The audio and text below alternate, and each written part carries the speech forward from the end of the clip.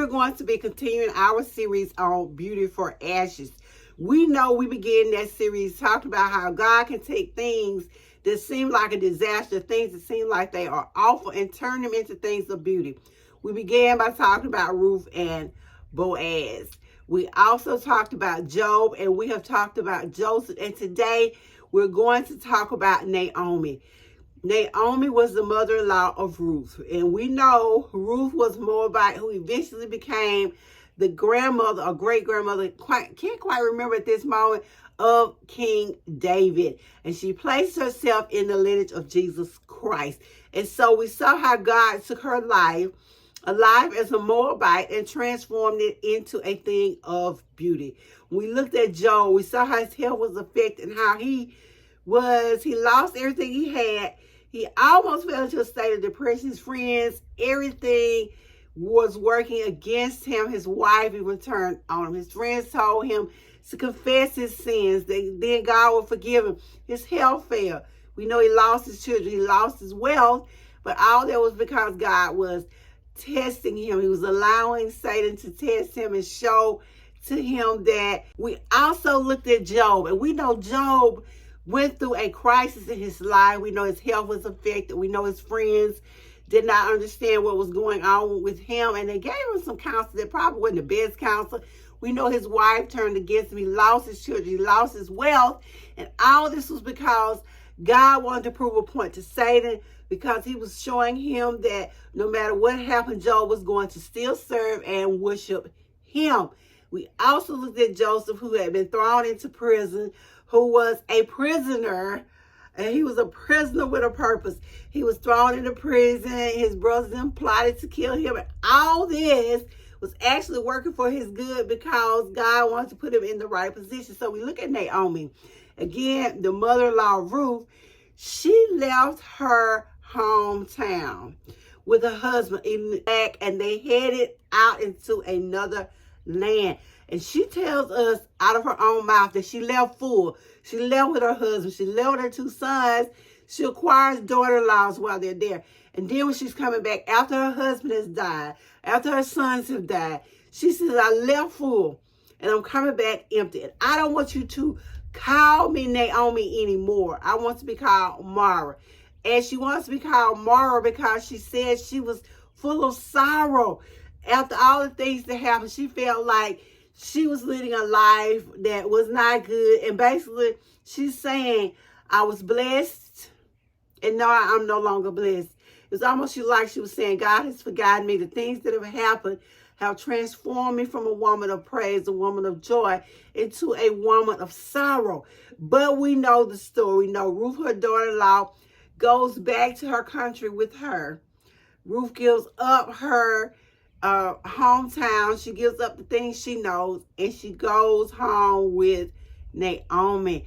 And as the story goes, Naomi tells Ruth to go glean in the field because it's the time of harvest. And that is so significant in our story because we know that there's a seed time and there's a harvest time. During seed time, we are planting the seeds of the things in which we want to grow. So for Naomi, her seed time was the time in which her husband and her sons were in Moab. That was her seed time. She was planting seeds by being a good mother-in-law.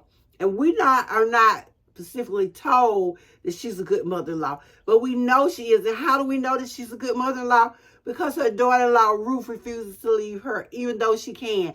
She sticks with her, and she says, your people will be my people. Where you go, I'll go. Where you die, I'll die. Your God will be my God. So we know just from Ruth's statement that Naomi had to be a fantastic mother-in-law. And she's planting those seeds. And that was her seed time. Well, her harvest time comes. Just like Ruth goes to glean in the fields of Boaz, who turns out to be Naomi's kinsman, Naomi gets the harvest later. By planting the seeds with her daughter-in-law Ruth, by planting those seeds of loyalty, planting those seeds of godliness, she eventually gets to be fulfilled again because she gets that grandbaby she's been wanting, and she gets her grandbaby through Ruth. And so sometimes it seems like our lives are empty. it seems like God has forgotten us, but really he has not. All these things are working according to the plans that he has for us.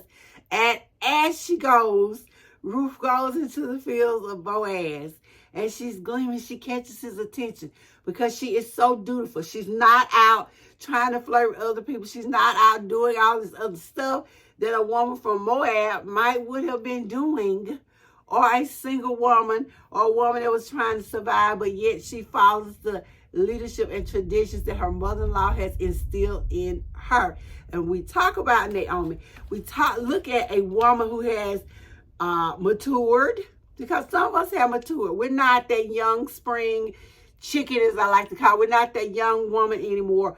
Our youth is behind us. Those days of experimenting, sowing our wild oats, or doing whatever it is, those days have passed, and now we're faced with the days in which we are mature. And so Naomi, she's like, well, I'm past my childbearing age.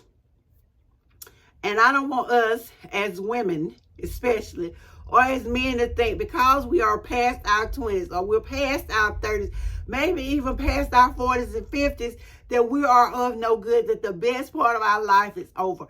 And we know with God, he says he saves the best for last. So with her, she was tempted to say that. She felt like at first our hope was gone. It was all over. She wasn't going to get another husband. She wasn't going to have another baby. She wasn't going to be able to do any of those things because, again, the husband had died. The sons were gone. She was empty-handed in her eyes. But in God's eyes, she was just right. She was just at the right spot in which he could fill her up. When we feel like we're empty, when we feel like we've hit rock bottom, it is at that time that God can use us, that he can fill us with his spirit. He can fill us with his word. He can fill us with the joys and the blessings in which he wants to give us. And we saw with Naomi, that's exactly what happened. After she feels like she is empty, she then receives the blessing, because Boaz takes Ruth and he marries her. And give you something else, Naomi was a wise woman. She told her daughter-in-law just what to do when she went to the field, but she also told her just what to do. And she tells her to go into the threshing room floor, find Boaz, uncover his feet, and lay down there and make your proposition. She gives her some good advice. She gives her some wise advice, that wisdom that only comes with age. She shares that with her daughter-in-law. Because she shares this wisdom, because she encourages her to do these things, they are both saved. They're both blessed, because we know that for widows, life could be bleak. You were on the mercy of other people, and being a woman at that time was another strike against you. So let's not look at what we missed out on, because in our eyes we missed out on something, but in God's eyes we haven't missed anything. He's still going to bless us. He's still going to deliver us. He's still going to give us all of those things that we may feel like we should have gotten in our youth that we didn't get. So sometimes God transforms those situations that seem hopeless. He waits until a time in which it seems like we're too old to enjoy the blessing. Let's look at Sarah and Abraham, who received their blessing, who received their son after they had gone past their youth. They were past the age of childbearing. They weren't supposed to be able to have a baby, but God waits until then to bless them with a son. So just because we are matured, it does not mean that we're not going to get a blessing, that we should not be hopeful, that we should not be excited about the things God has in store for us. So ladies, gentlemen, I give you again beauty for ashes. Don't take those things and think that God has thrown you away. He still loves you. He's still going to bless you in spite of time, in spite of age. Because with God, time makes no difference. But I'll see you guys in the next video. Thank you so much for listening. Again, this is one of the Took Your Life Lessons. Continue the series of Beauty for Ashes. And I'll see you in the next video.